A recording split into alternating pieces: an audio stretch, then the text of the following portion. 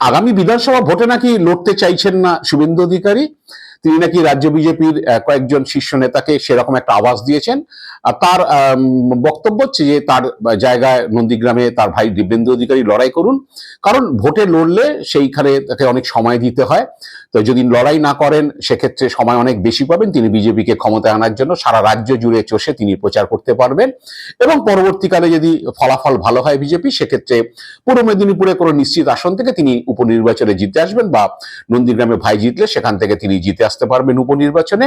তো তৃণমূলের লোকজন বলছেন যে গতবার ভোটের ঠিক মুখে মুখে শুভেন্দু অধিকারী দল ছাড়ায় নন্দীগ্রামে অনেকে তার সঙ্গে বিজেপিতে চলে গিয়েছিল, কিন্তু দল ছাড়েননি। তৃণমূলের অনেক নেতা একটু দ্বিধাদ্বন্দ্বের মধ্যে পড়েছিলেন, তারা সেইভাবে নির্বাচনী প্রচারে বা বুথ ম্যানেজমেন্টে সেভাবে গা লাগাননি, তার ফলে তৃণমূলের ফল খারাপ হয়েছে। এবার তৃণমূল অনেকটাই এককাট্টা, সেই কারণে হয়তো শুভেন্দু অধিকারী নন্দীগ্রামে লড়ার ব্যাপারে ভয় পাচ্ছেন এবং এরকম ফর্মুলা দিচ্ছেন।